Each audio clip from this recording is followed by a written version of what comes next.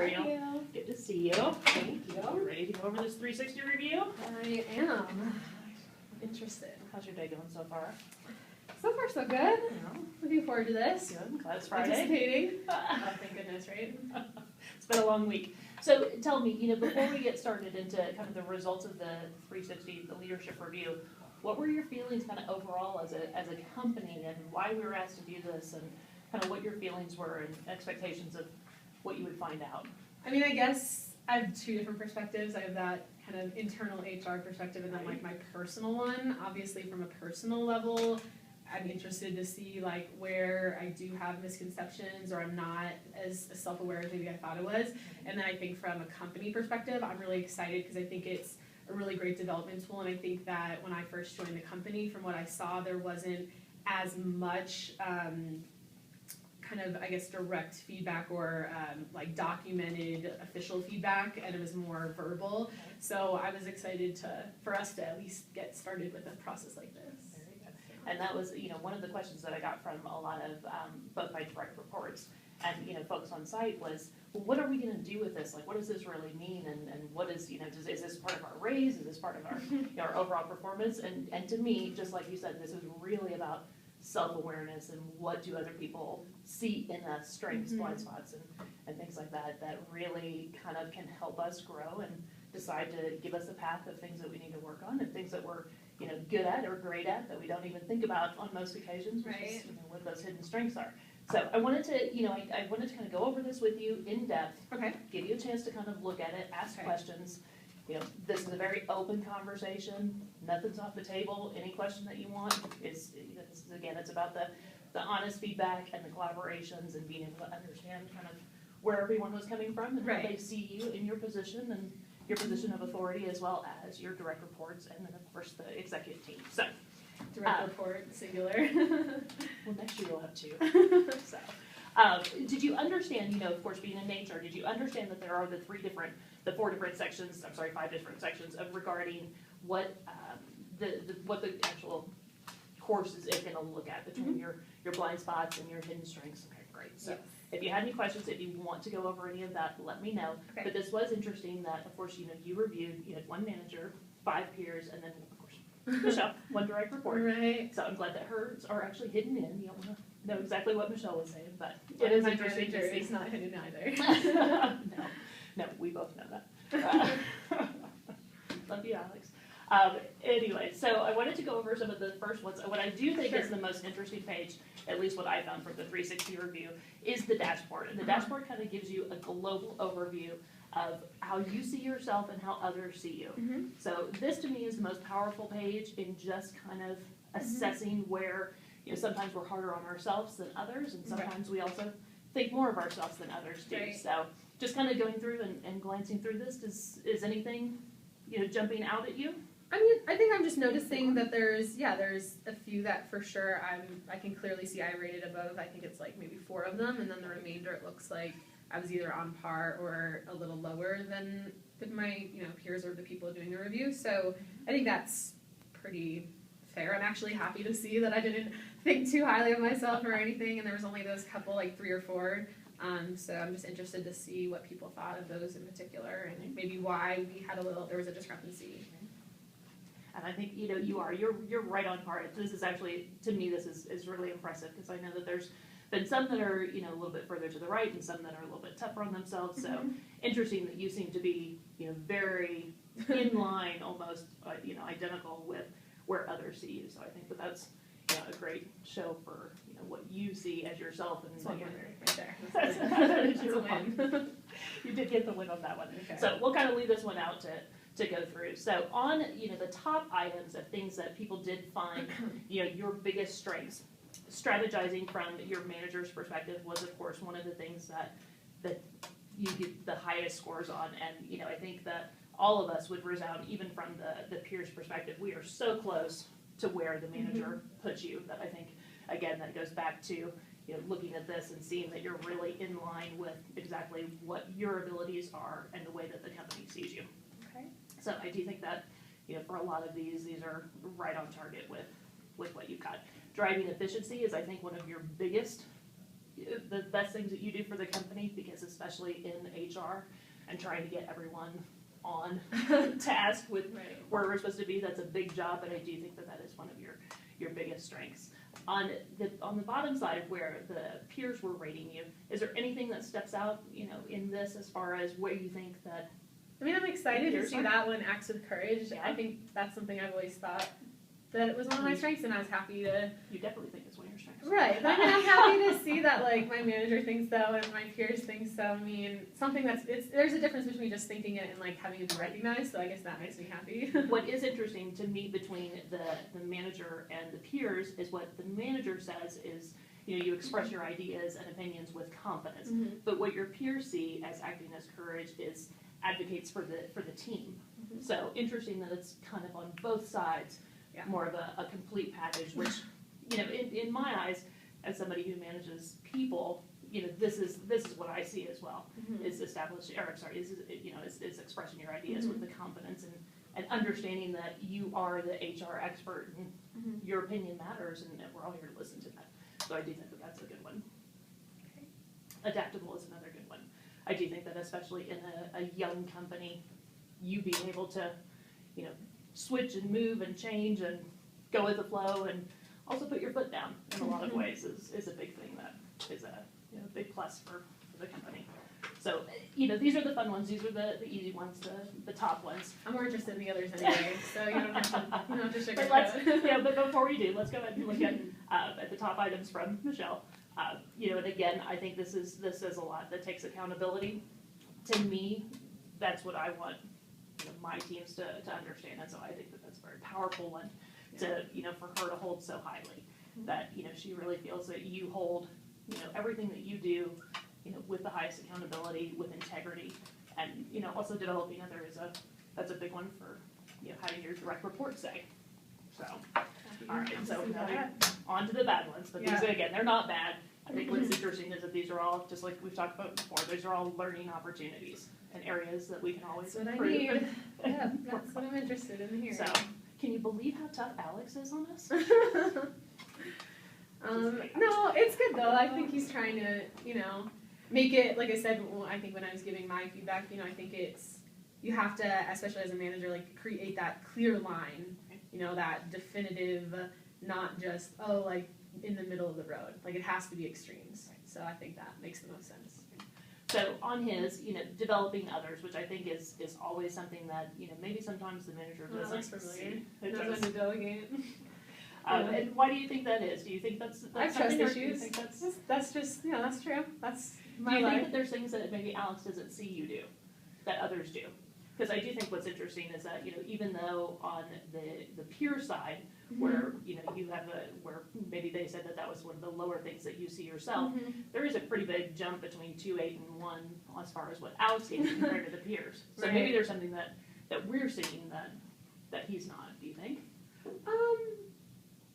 There's a chance. I mean, I try not to, bring him into every little detail of everything. So I think that, even though it's on my bottom list, the fact that it's so much higher for my peers, I think that, when I'm working with the CMs and the PMs, not exactly line-to-line peers, but, I consider them peers, there's a lot of time where I'm trying to say, hey, Joel, I'm going to empower you with the information so you can help your CM the next time, or things like that. I think, but, obviously, like I said, even whether it's, a weakness or good or bad area, it's still something that I would need to improve on, so I'm glad that people are helping me identify them. Absolutely. What about this one? What about drives efficiency from your peers? Let me see what the specific others are aware of and follow establishment. To be totally honest, and I don't know if this is a cop-out, but I think that ensures that others are aware and following best practices. I'm still building the practices. People ask me for, whoa, what's the procedure for this? And I'm like, oh, I haven't written it yet. You know what I mean? So I don't know if that kind of plays into it, but to me, that's the first thing. When I see the word best practices, I think, how many best practices am I still writing? Am I still creating? Am I still establishing? And so I think it is hard to ensure that everyone's aware of them, because right now they're all in my head. So I think getting them out on paper is something that's already been on my action list, and clearly people want it.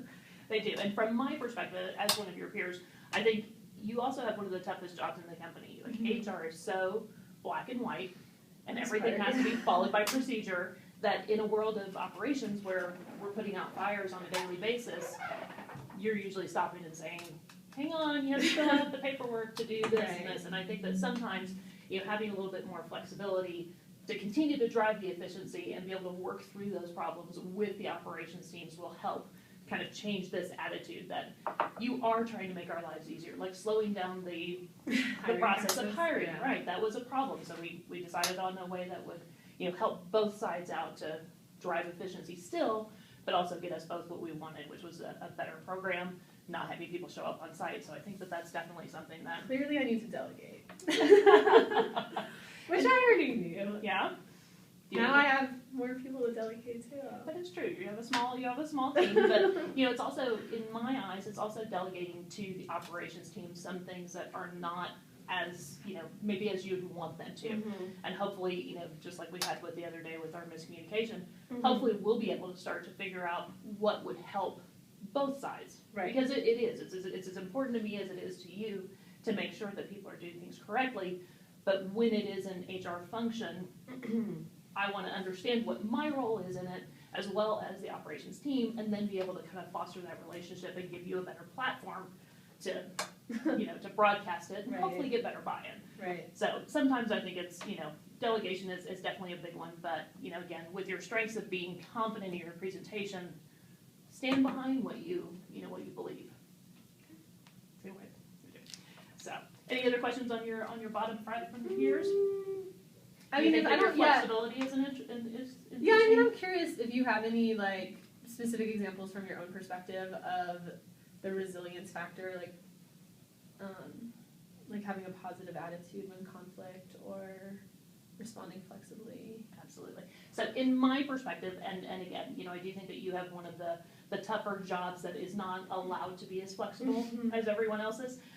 But most interestingly, so just even yesterday, where we're talking about CNA and having them come out and take a look at workers' comp issues. Right. From my perspective, that's an operations issue because while you'll look at it from the perspective of HR, the person who's actually responsible for making sure that the MSDS books are there and the wash bin is there in the the break room or Yeah.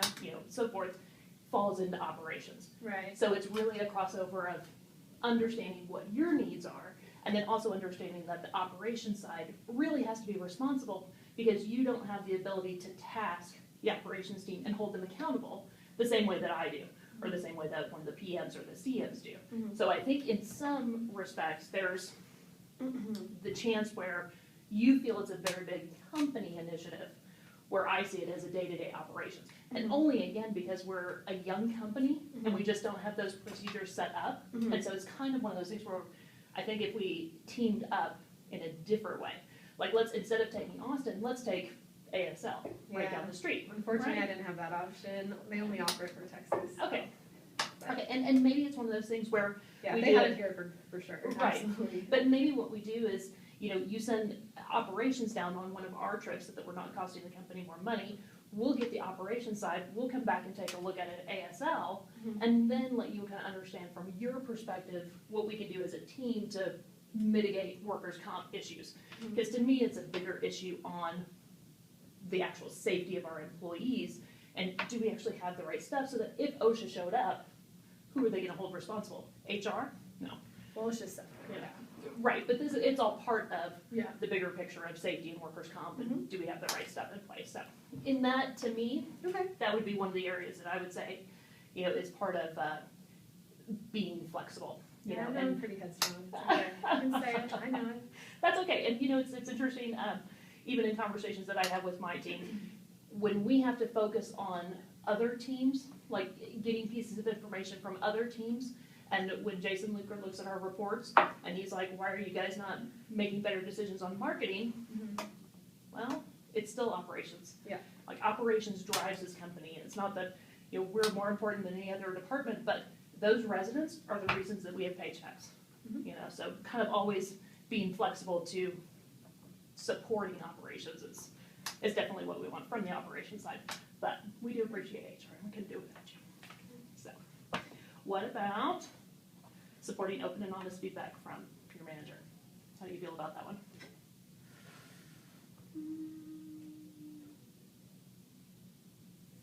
I don't really have any feeling about it, to be honest. No? No, I mean, I just don't. I can't think of anything right now. Okay. I think there's a lot of times, and not speaking for Alex directly, but maybe from your peers' perspective, where I think sometimes you might bite your tongue in order not to ruffle feathers. And I think sometimes that's, it's just one thing that we all maybe should do to be nicer to each other, but I think sometimes you have to stand up. You have to be able to say, this is the right thing. That's our company motto, doing the right thing. So being able to, again, using your confidence, which is of course your biggest strength, and doing it that way. So, and then of course the active listening, but that's something for. It's on my list. It's on your list? Good. All right, and then from Michelle, what do you think? What do you think hers were? Oh, I don't know. That's the top one. I mean, off the top of your honestly, head. I mean, you can tell though, across the board. I mean, the top, if the sheet, like if you use the sheet to kind of go through them, like they all fall within like a certain realm. It's the resilience, the adaptability, and developing others. Those seem to be the three. And I'll be honest, I haven't really been focused. I mean, I am focused on others all day, every day, but at the same time, I'm not. It's like, I think that's where it's not on here specifically, but, or maybe it is in just different words. But I mean, something I've always said is like, I can make friends with anyone, but like actually like building friendships and relationships, like what is it? Like maximizing relationships. Right. Which is AKA like developing others. That's something that I've always struggled with in my personal life as well. So I don't know, I think I get so caught up in my own head and my own troubles, my own initiatives that I don't always focus on others as much as I need to. Do you think, when Alex talks about the quick recognition and the high fives, do you think that that's something that you can incorporate into your day-to-day? I see you talk to Michelle every morning, but it seems like instead of like, hey, how was your weekend or how was your night, which seems like something that Michelle wants. Yeah. She needs I'm a like little all bit of that. business all the time. Right, you're like, Can't okay, turn so it off. our top 10 tasks for today are. I mean, there's recognition tied in with that, but yeah, I think that, having a more personal relationship makes sense to do. And I don't disagree with you. I don't go have beers with Joel. I don't go, that's not part of me, but hopefully in, responses, there's plenty of times where you have to be tough, but there's plenty of awesome jobs, and thanks so much for your help, and, pleases and thank yous that seem to go all the way. Yeah, no, I agree with that. I don't disagree. Okay. And interesting again that, she has the same feedback on the honest and open feedback. I think I cut her off sometimes. I catch myself doing it sometimes and I'll apologize, but it doesn't mean I didn't do it, so. Someone cuts you off? No, I cut her people off. I'm aware. Very good.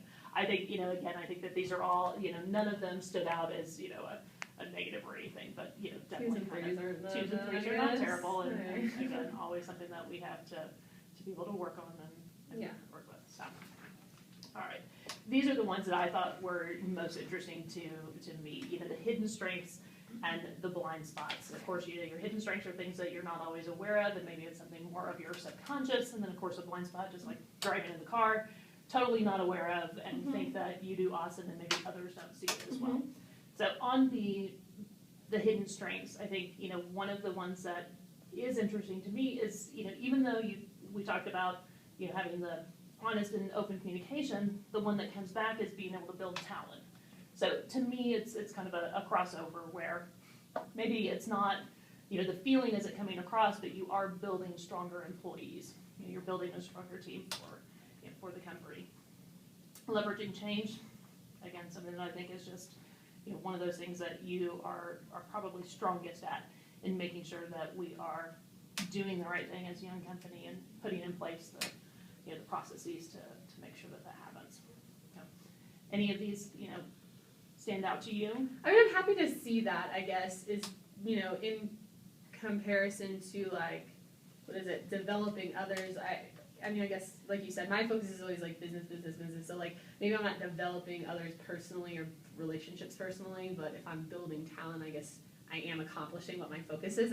But the area is just I need to change my focus, but at least I am glad that I'm achieving the focus. If I'm at least gonna misfocus it, I might as well achieve it, I guess. Well, and it would be interesting on the, the direct reports versus how many of the on-site teams actually review you, because I think what I hear from the on-site teams is your interactions with them are very positive, and when you call them on the phone, of course, you're always available to them, but you teaching them how to handle situations seems to be one of these things that I think leads into building talent. Is really arming them with the information that they need so that the next time they have to do a write-up or the next time they have to discipline someone, that you've already kind of built in the framework. And then on your blind spots, I think that it's interesting on the drives results.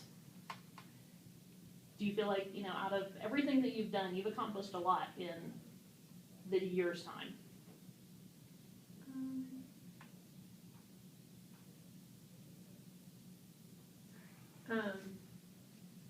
Do these bother you?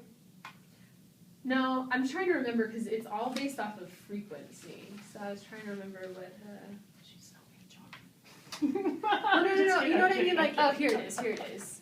Well, no, because I was just, I'm just looking at the numbers and like how far off, it was and the differences, and I think that's where I was just trying to understand because everything, it wasn't based off of how good you are at it. It's just how often do you do it, like all the time or sometimes or never or something. So I was just curious of I was trying to remember off the top of my head. No, I think these are all like covered in the other stuff that we were talking about already. As results.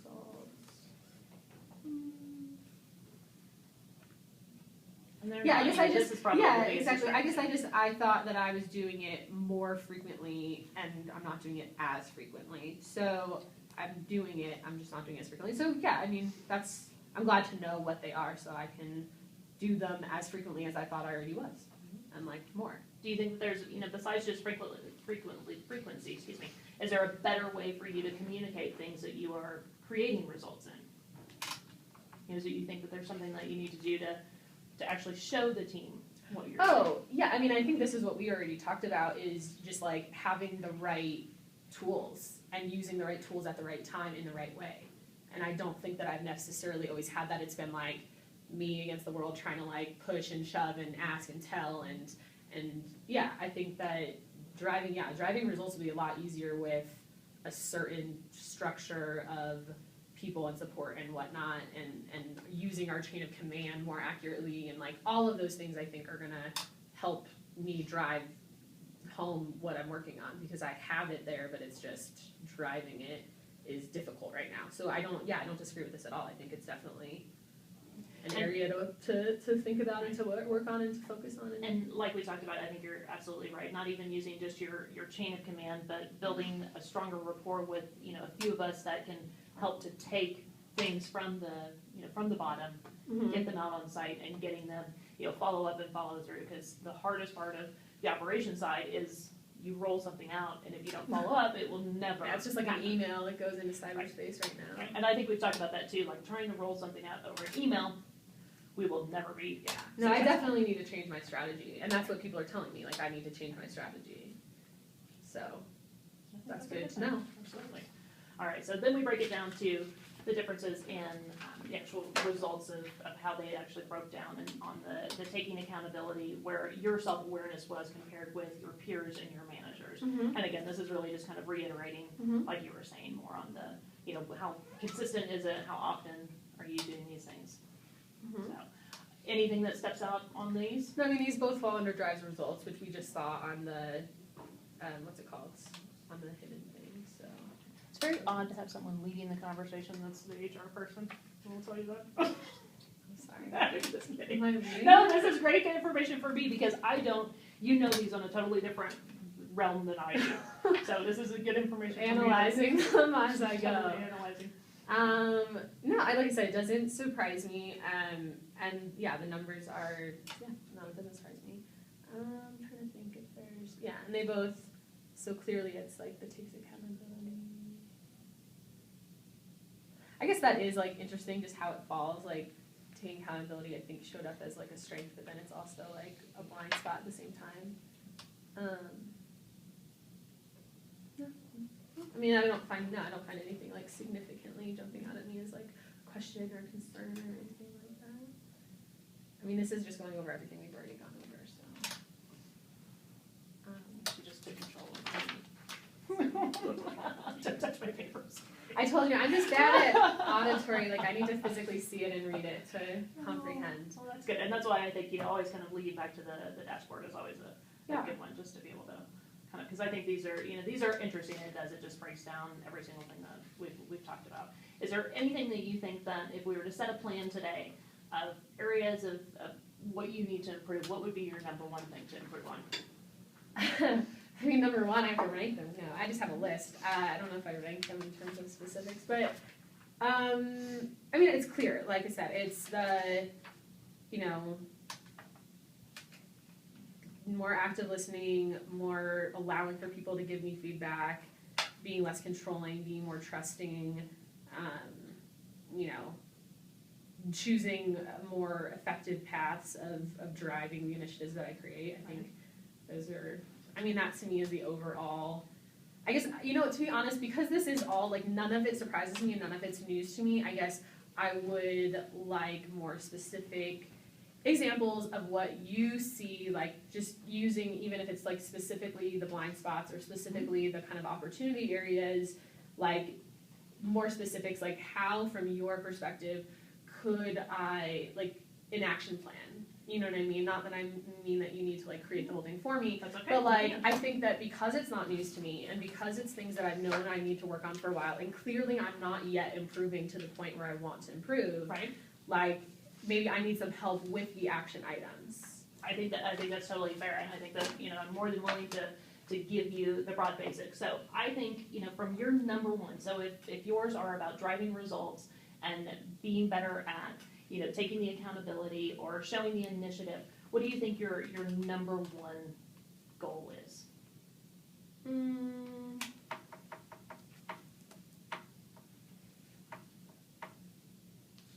You want to look at your bottoms?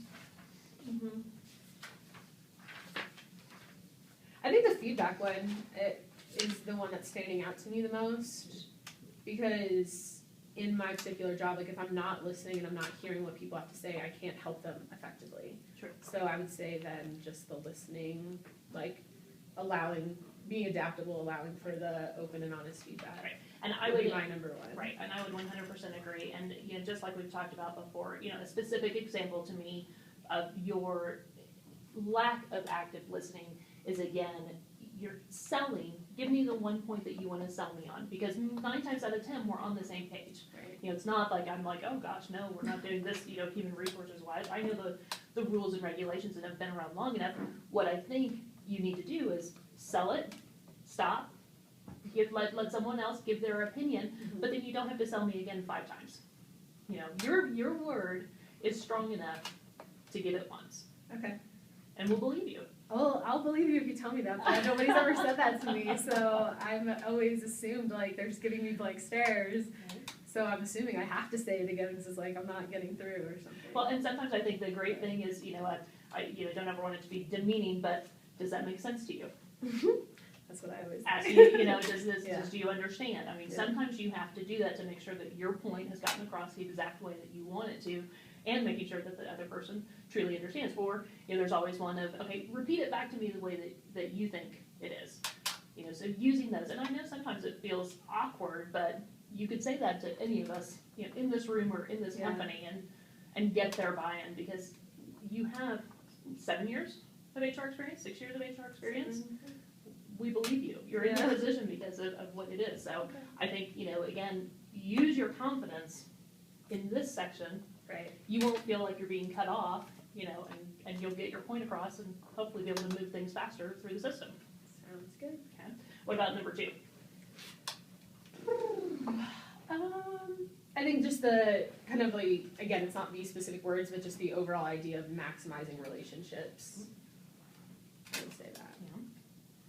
And little things. So, like, what could I do, like, for you and I specifically? How would you, like, have there been times where you feel like there's an opportunity for me to ask you a personal question or to, like, develop more of a rapport that I've jumped over or walked past or not said? Like, has there been a kind of haven't engaged? I think in the beginning, when I first was hired, you were really good about that, and how's it going, and what's going on, and I think that kind of tapered off very quickly into, and again, I understand that I'm extremely busy and know that, but it's hard, and I would say this is an area that I need to do too. It's hard to not walk into your office and get straight into to going, and you know, for the fearless leader here in the corner, he is great about stopping and high-fiving and, hey everybody, what's going on, how was your weekend, and touching all of those people, because in the end, that 20 minutes you spent is probably more powerful than, you know, the next 2 hours of work that you do. Just to make sure that people know that you're there. You know, being in an office is also, you know, part of that too. I think coming out of the office and interacting and, you know, having lunch with the girls, whatever it is. I think those are all, you know, little areas that you can try to do. Okay. Yeah. That was actually on my list today. I was going to take them out for a welcome lunch. Are you? Oh. But the challenge is it going to go further than that, which is what I need to do, which is not where I usually stop. So. But it doesn't have to be about being personal. Like, there are so many, you know, relationships in this company. It doesn't have to cross that line, but just kind of always knowing that you've got the open door and that people can come to you is a big deal. And that, you know, especially as human resources, that you do have that open door policy, and if there's ever a situation where, you know, I have to have a tough conversation with somebody, that they feel comfortable coming and talking to you. So in your position, building rapport with the teams is probably, you know, bigger than a lot of ours, just because of that trust level. So I do think that, you know, taking the extra, you know, 2 minutes, whether it's sending birthday emails or, you know, little things like that to the teams. Sometimes they're, you know, but now you've got Kathleen, so you've got somebody who could help make it appear that it's all your ideas. But, you know, those are little things that I think go a long way with, especially the on-site teams, who really, you need their buy-in 10 times more than you need ours, because they're the ones doing more of the work that you need done on a daily basis. And I don't think that any of the, I don't think any CMs got to review me. Do you have any, like, personal knowledge of, like, personal? You're the mean guy, you're the bad guy, you're the rules, and, you know, everyone, you know, gosh, nothing can get done fast enough. That's where it comes